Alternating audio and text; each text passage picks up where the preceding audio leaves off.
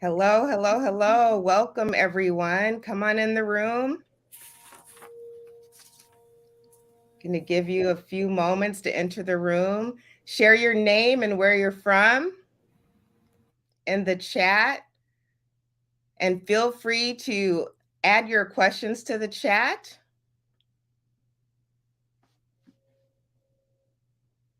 For those of you that don't know me, I see we have a few people in the room already. For those of you that don't know me, I'm Jeanette Braverman, the proud founder and CEO of Leaders Leaving Legacies. And Leaders Lead Up is our social community and learning platform. So today we have a special guest, Dr. Eve Hall. She is the president and CEO of the Greater Milwaukee Urban League. And so what we're going to be covering today is she's going to share her story with us, her journey with us, challenges, triumphs. You know, she's been in this industry for a very long time, and she's going to drop a lot of jewels for you today. And so, but first, I also want to just help you understand where to go to find more information about Leaders Lead Up. You can go to leadersleadup.com, as you can see in the reel below. Yep, keep on coming in. Hi, Kathy. Hi, Brittany. Keep on coming in. You can go to our website for more information on our training courses, because not only are we offering live educational events like this, we also offer training classes, leadership development, diversity and inclusion. All of the training classes are open to anyone who needs them. Employers, employees, go and check it out on our courses page. If you just go to the top menu, click on courses, you'll see all the training that we offer on our site. In addition to that, we have a social community, learning platforms, and groups, so where we can continue the conversation. So just like this event we're having today, in our learning platform and our social groups, we'll keep this conversation going, because that's what it's all about. Taking training and then being able to apply it and continue to have those conversations. So welcome today. So I see more people coming in. Hey, Montreal. Good afternoon. You remember Montreal Kane, Dr. Eve? Oh, you're on mute, Dr. Eve. Oh, undo. I'm sorry. You know what? I'm sitting near a window, and every once in a while, there's a lot of noise, cars, And we police have cars, Pam. unfortunately. Yeah, but Montreal took the pictures. I remember that. And I always ask Yes. about his son. Oh, yes. Yes, he's very Glasses on? talented. Yes. Yes, multiple entrepreneur. I see Pam Wright. Welcome, Pam. Welcome. Drop your name in the chat. Tell us where you're from. Thank you. He called us community treasures. That's so beautiful. Oh, Thank I you, love it. Montreal. Thank Come you. on in. Drop your name in the chat. Tell us where you're from.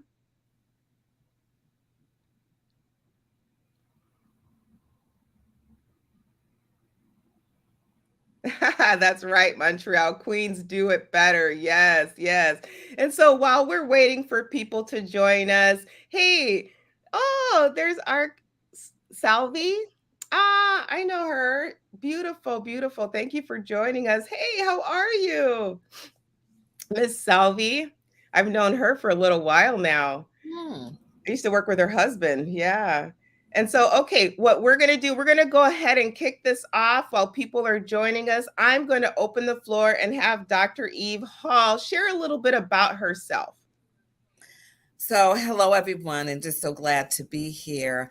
Um, so, I will say I am the daughter of a mother who is now 91 going on 92, who stopped tutoring children at age 88, is still mentally sharp but bedridden right now, but still continues to be an inspiration. I am the daughter of a father who was a of Florida A&M University, who taught me about the history of our colleges and our universities. And he ended up being part of a beginning group of actual Black chemists here in Milwaukee. And so kind of watching his journey as an African American male during that time I'm the granddaughter of someone who has a park named after him in Albion, Michigan. My grandfather was the first Black city councilman, the first Black county supervisor. He helped to integrate the schools by keeping my mother and her brother home until they could walk down the street, because at one point they had their limit of Negro students. I have a mother, again, who now has a library named after her at George Washington Carver Elementary School. And her father was the one who has the park named after him in Albion, Michigan.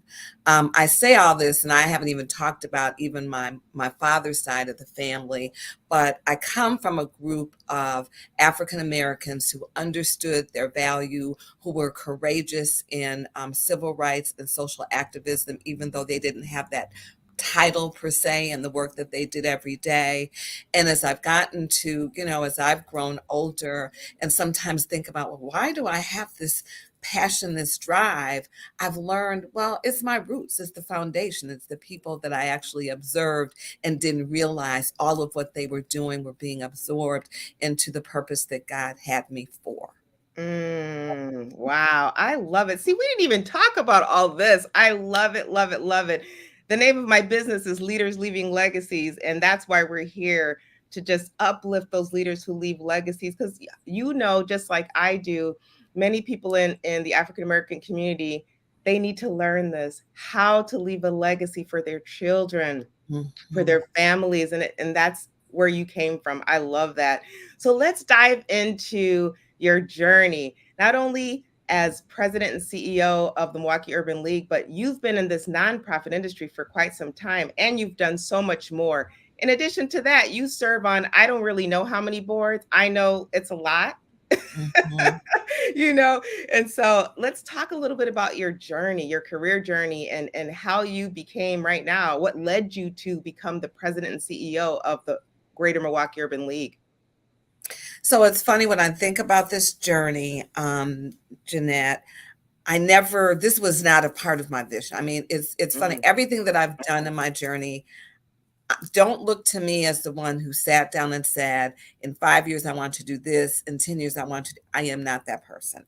mm, I have been led truly by drive. What I knew after really in my 20s of teaching, doing some nonprofit work with the Boys and Girls Club, actually doing some sales calls with computers, working in retail management, because what I knew is I had this interest in business and mission driven work. So that combination of nonprofit and corporate, but I didn't know how you marry those two. When I mm, graduated from FAMU, while I had this wonderful experience, I graduated not quite sure what to do with what I had. And so I just played around almost. wow. And finally, I got to being a learning disabilities teacher. Okay, because my major was educational psychology. My minor, though, was learning disabilities, and I was certified in that. So I also always had a heart for kids. What Mm, I learned when I did that, it was in Tampa, Florida, is while I was teaching our kids every day, I was always creating new projects. So I was always the head of career day because I had made connections from my retail and other work and have people coming in to talk to kids. During mm, the summer, I was creating programs in the projects on my own, connecting our kids to different experiences, which included connecting them to the Tampa Urban League. Again, not knowing what was coming down the road. As I also taught, I was a consultant for the Tampa Urban League, actually overseeing their homework centers in the projects. I would recruit public school teachers to go to those sites to work with kids, and I would oversee it. Again, not knowing eventually I was going to be here, right? wow. Start going forward. What I knew as I taught school, that after 3 years, I wanted to direct programs. I didn't know how that would look. I just said, Lord, I just know there's more, because I'm not going to be the retired school teacher, because Right, there's so much more in me. I right, come right. back to Milwaukee. I become the education coordinator for the Milwaukee Urban League's education programs through some connections that I had. I'm working for the first female executive director full time, the Mm. first deputy secretary or deputy director at that time. And I was overseeing the after school program. We had an alternative high school in that building on 28th and Wright. And we also were partnered with MATC with the GED program. I had a staff of 7. So here I am starting on my road of directing programs, not knowing how all this stuff is going to look, but it's just playing out. When I think about my day-to-day work right now, so much of what I do is based on what I learned from those 2 women. Again, the universe knew they were almost setting me up for this. I did not know that. Okay. Wow. And Wow. along my road, doing everything, it was like every 3 years I was doing something different, from people recruiting me. So UW Whitewater, Milwaukee Public Schools, the African American Chamber of Commerce of Wisconsin. Uh, I was in DC for a couple of years as I worked with Thurgood Marshall College Fund, which was a national initiative. So I've done national, local, but the thread in all of this, everyone, is that my mission was making a difference, reaching as many people as I can, continuing to broaden my impact, which has been local and it has been national. Because when I worked with Thurgood Mm. Marshall College Fund, I was working with colleges and school districts in Texas, Yeah. in North Carolina, in Maryland, and in Louisiana. Okay. So, that mixture was huge. Come today, I was sought after to do this role. I will tell you, I was trying to run from it because I said, I've already done urban league work. I don't want to help turn off lights and, help with electricity.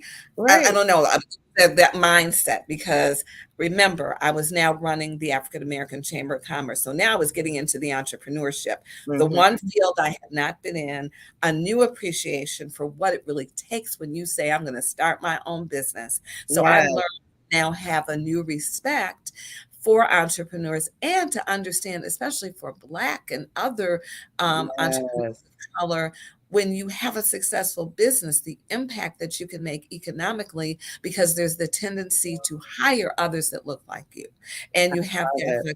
So that piece, I was so in it, but I will Mhm. tell you from my mentor circle, they were like, we get it, but God really does want you to move on.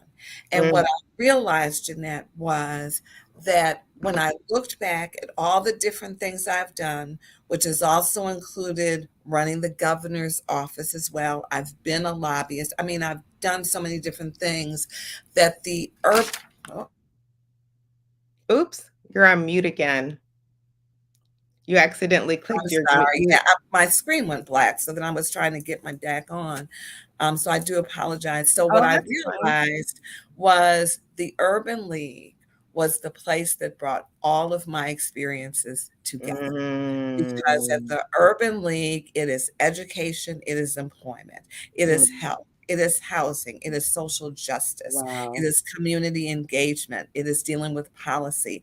And that has been a combination of my background, nonprofit, I love government, it. and education. I love it. And you went on, of course, to get your PhD I in did. the middle of all of that and doing I all this did. great work. I did. And I So fought that too, Jeanette, because it was like, wow. I will tell you all, when I was working on my master's, I have African American advisor, and Professor Larry, and I just can't think of his last name. He was like, "You need to keep going on," Yeah. and I was just like, "No, I don't feel like it."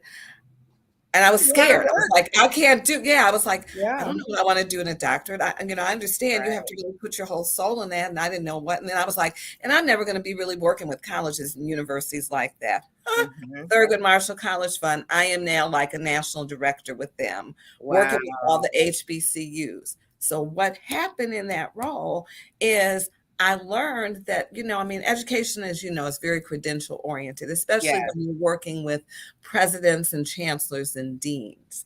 I needed to go back to school because there was a certain credibility that I needed to have when I Yes. spoke. And even though I still kept saying the same thing, once I entered into the doctoral program, it was interesting. There was more kind of a receival of me. They received me, but now it was on a higher level because now I was with them and I get it.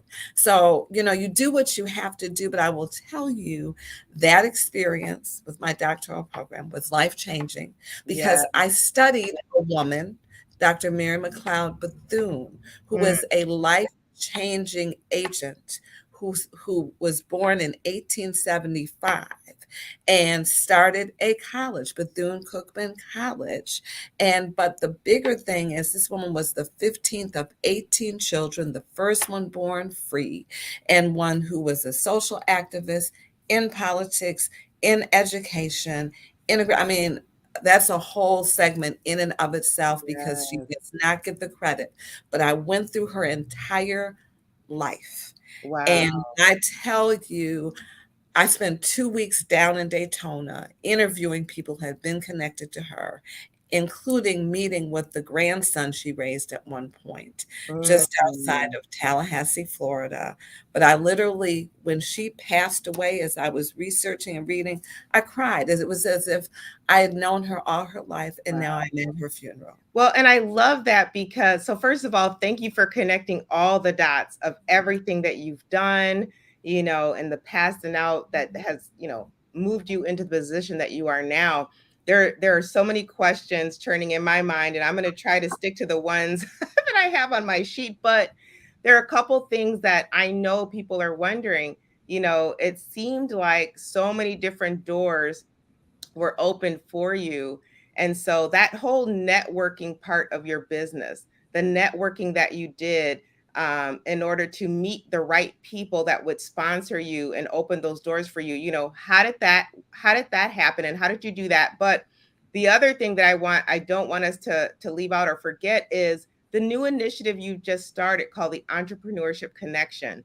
So Mhm. some people know that you used to run the African American Chamber and you work with entrepreneurs there, but everybody did not know that, right? Because you've been with the Greater Milwaukee Urban League for so long, they probably forgot about that part. And so now I've already benefited from this program. So I'm happy to say that I'm a member of the Entrepreneurship Connection, and Mhm. I've been able to partner with Dr. Eve. And just recently, we started delivering business planning training to those entrepreneurs within that connection, within that program. And so, Dr. Eve is creating, for those of you that don't know, she is creating an amazing group for entrepreneurs where they're going to learn and grow as entrepreneurs. She's helping us understand the proper resources or giving us the resources we need, financial resources, contacting us with those that have financial resources to grow our businesses and to support our businesses. So the Entrepreneur Connection is amazing. And she's partnering with local leaders across our community and local organizations across our community, chambers, and so many others. So what I love about what you do is you're collaborative. You're Mhm. collaborative, you bring everybody in, you don't do anything on your own. You'll start something, you'll lead it, but then you pull others in and lift them up. And that is what Leaders Lead Up is all about. You lift people up as you climb. So I appreciate that about you. So let's first talk about your network, how you built that, and then let's dive into the Entrepreneur Connection for those that don't know about it. So, what sticks out to me, Jeanette, is someone who was a very good friend of mine and actually mentored me when I was working with the governor's office said, be known by your work. Mm, And when whatever role I've had, I never think about the next. I'm always giving it all I have, knowing that, and again, this is from my spiritual side, so I respect everyone from wherever they are. But for me, it is God. That is what I do. And I will know when he moves me on to another assignment. But I know that I'm to do all that I can do wherever I am. So mhm, that is how I work. And as you become known by your work, your networks become a natural part of that. And mm, then people begin to ask you. I've never really sought, and thank you, Lord, any job. People have always come after me wow. at a timing. But that's why I tell people, be careful about how much you plan, but focus in on where you are and Mm, do the best that you can because the universe, God, whatever you believe has a way of then sending you and shifting you to something else or building you where you are. It's kind of look at what you did. You started with living legacies, but you have grown that now to having this online platform that provides a safe space, because people need a safe space now to Yes. really share and to get the right information from Yeah. the right people. And you've been very intentional about that. But you expanded in your own space, tried to really go in another space, and that was blocked. Because one thing I've learned is we are all here on purpose. Um, there's an intentionality on why each of us was born. There's an assignment for how long we're here. We never know how long that is, because you look, my mother's 91. We were at a funeral of my second cousin who was 32. Mm. And, so we don't know how God uses us. That's why we have to do all that we can. The entrepreneurship connection, I was really excited about, because when I left the chamber, my heart was still there, but I had to let that go and move here. And I was very purposeful about making sure that that next leader, who was Ozzy at that time, had his space to grow and do what he needed to do, and that we were a resource for them. So we actually hosted, when they were having some of their trainings, the space for them to have their training sometimes. So that was the way we kept being supportive. But I moved out of that space and focused here. But however, we would be led back to help, because I also knew when we talk about economic vibrancy, which is a part of what we do as the Urban League, and entrepreneurship is part of the Urban League as well. There actually are entrepreneurship centers in different cities, but it all depends on what the existing resources are. I would not do an entrepreneurship center here because we have a strong African American chamber. We have a business council. So for me, to your point, it is about collaborating with them, but identifying maybe a particular gap that there is that we can help support and complement. Yes. That is what we are trying to do through Entrepreneurship Connection. And then using platforms like yours, Jeanette, and others for that additional TA that you all can bring. But our primary focus is the opportunity for another online entrepreneurship that's being sponsored through our partnership with Molson Coors, where there are the 150 slots. But then it's locally connecting our entrepreneurs with financial resource information. The Yeah. bank panel that we just had, Yes. those banks are all on my board, and we're I love probably it. going to repeat it, because people really got so much from it, and there were a number of people who just were not able to attend. Mhm. It was that launch where we had. Oops. Uh-oh. I think you hit your mute again. There we go. Every time, am I blacking out? Because every once in a while, it's like here. No, you're not. You're not blacking out on our end. Maybe it's your laptop. I think maybe your screen projector is coming on. It's Maybe fine. that's what But it is. what I want to say is here's again, so you said this very quickly, but I want to make sure people understand what you've done. So you've taken the board that you have for GMUL, Mhm. which means Greater Milwaukee Urban League, for those of you that don't know. You've taken that board and now you've encouraged them to participate in these initiatives. So again, now you're uplifting their businesses. So Mhm. it's not that you're just helping the entrepreneurs, but now these True. banks are coming to the table that are serving you, but now you're also providing services for them, right? And so True. this is what you do so very easily, and you just kind of talk through it like, oh, it's just not a big deal. But people need to understand this is how you build your network. This is how you make connections. You provide opportunities for others. So it's not just about you, it never has been.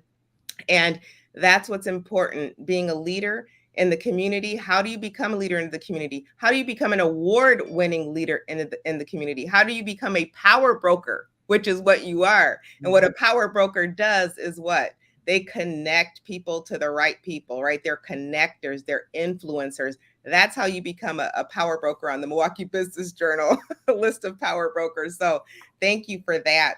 I do want to make sure we get into some of the challenges too, though. So because we Absolutely. could talk about entrepreneurship all day, but I do thank you, Montreal, for dropping that in the chat. And please also Make sure that you add your questions to the chat, everyone, as we go through and discuss Dr. Eve's journey. But let's I want to, so he put the link to your tmul.org entrepreneurship connection page.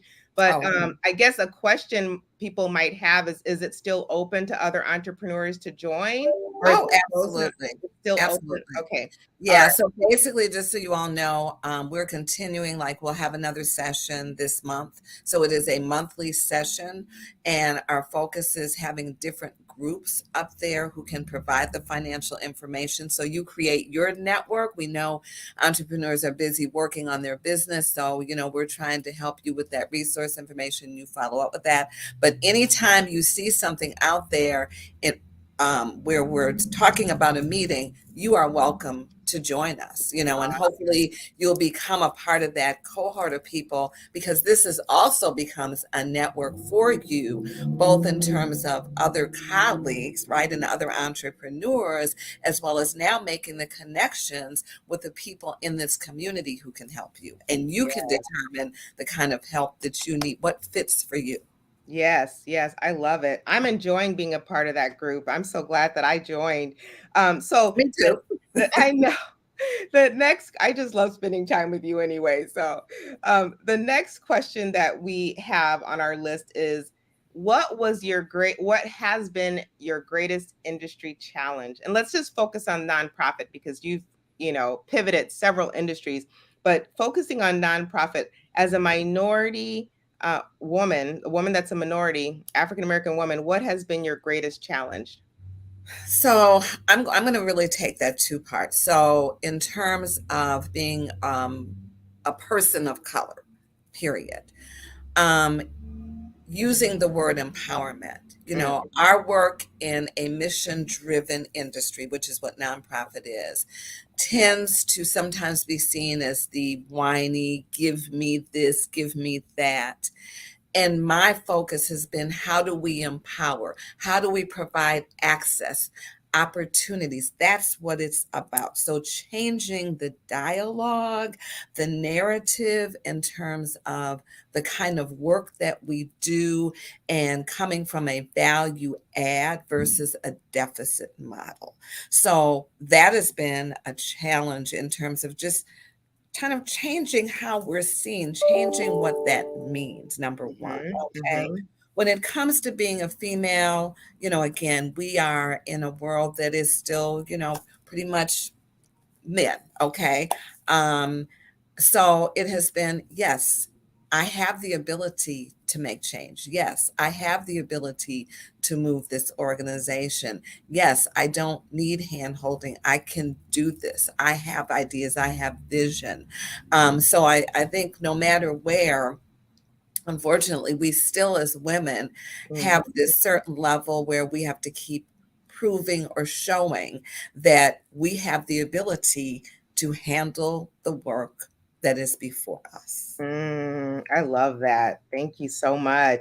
Okay, so with everything that you do, because we're going to be wrapping up soon. It's almost 12:30. I can't believe it's almost 12:30. The time Oh, went way 29. too fast. But I have to ask this question. Sure. What do you do to keep yourself centered? You're juggling so many balls. What do you do to keep yourself centered? So, two things. One, go to the gym when I can, um, because our health is so important. Trying to concentrate on that, eat the best that I can. I'm not always the best with that. But the bigger piece is my spiritual grounding, where I just have to stop, and Mm, I have to take a moment to count my blessings, to ask for guidance, yes. to look, whether it be scripture, whether it be looking in one of my, empowerment books, that it could be, Jesus Christ CEO. It could be, I don't know, I have to kind of think of some of my books that I go to, but there are books that I go to that I've highlighted, because I'm always highlighting books. I'm always putting post-it in books. And I try to do that so that I can turn to places of encouragement and reminders of what I need to do. That's Mm, that's what builds me up, because sometimes you have those moments where maybe, Jeanette, I can't call you, or I can't call some other people, and it's just me, right? yes. And so we have to know where those places of refuge are for Mm, ourselves. And that refuge are in the books that I have read and going back to them to review those highlighted areas or those post-its that I put in there. yeah, yeah, I love that. Going to the gym, just even if it's, I don't care if it's 20, 30 minutes to just do a Yes, little bit of revival. It may be just taking a quick walk with the earphones in and I'm listening to someone motivational, I love so it. it's, you have to escape. Just even like I said, even if it's 30 minutes to escape, Yes. to bring yourself back in, because it gets overwhelming. I love that. I love that you said find places of refuge. That is so huge. And we need to do that in our own little way, right? I love that. And so Montreal said that you did answer his question. He had a question out here that said, how do you practice self-care with your routines, demands, and unexpected expectations that society places on you? And so definitely she answered that question. Are there any other questions from our audience? Please drop them in the chat now. You have any questions for Dr. Eve? You don't get moments like this with moguls like Dr. Eve Hall. So if you have a question, you should really drop it in the chat. I'm just so blessed to be in her network and to be in her circle. I appreciate every single chance I get to have a conversation with her. And the wisdom and knowledge that she shares with me and so many others. I appreciate that. So if there aren't any more questions, okay, I'm going to go to the last question. Why was joining and partnering with Leaders Lead Up so important to you? And why is it important for others to join Leaders Lead Up? Well, first of all, Jeanette, I respect your work. So it is a little bit personal too, just because I know who you are, what you stand for, your values. So it was really easy to just come behind you as a leader because leadership is everything. And so for me, when I endorse, I look at who's leading it and what does it mean. Again, going back to my work with entrepreneurs, what I learned is that it can be quite isolating. I Mhm. learned that for entrepreneurs of color that they face different barriers oftentimes than majority entrepreneurs do. It is not a complaint, it is a reality.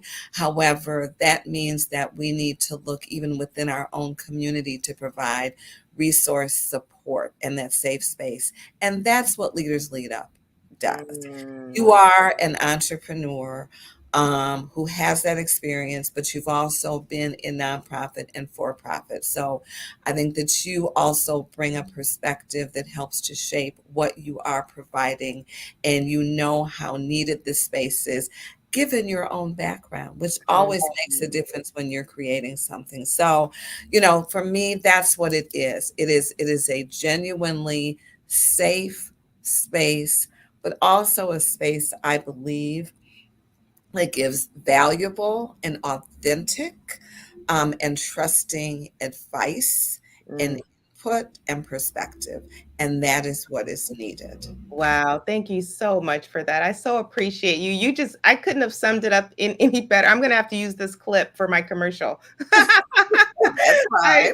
I love it. I love it. It's exactly why I did this. It's in my heart. And what I love also about you is just, we're like-minded. And that's what I do as a leader. I try to surround myself with like-minded people, people that have a mission and passion to serve others. And, if I can encourage even everybody on the call today, or on the live stream today, make sure you surround yourself with people that are positive and that are going to uplift and support you. I cannot tell you how important that is for your career, your journey. Just surround yourself with people like Dr. Eve. And so, Dr. Eve, are there any final messages you want to send to our audience before we go? You really wrapped it up. I mean, I guess what is most important, and you said it, is that trusted circle. Know where you need to go to regain your strength when no one else is around. And then know who you can really reach out to, who truly is in your corner, It's not about the number of people. I don't care if it's just two people that you know when you go to them, they're going to be candid with you, but they're also there for your good. Mhm. So that is just really important. And have the self-discipline to always learn something new. When you don't know something, either, I mean, Google is everything, right? Or Yes. use your other resources, to identify what you need. But as long as you're living, we can always learn, and do not place a value on who you learn from. You can learn from children. Mm, You can learn from the person who cleans your building. You can mm, learn from the person who's out in the street laying cement. And you can learn from the people that report to you. And you can learn from your board member. Never get too big that mhm, you can't receive support and advice. In the end, you have to discern it. You have to distinguish what you can use and what you cannot use, but don't limit mm. how you learn. I love it. Wow. Thank you so much. I appreciate your time today, Dr. Eve. Thank And you. thank you, everyone, for joining us today. And so stay tuned for the next Real Conversation with Women Who Lead Up. I'll be sharing more soon about our next Woman of Influence that'll be on our live stream. So thank you so much and goodbye. Bye.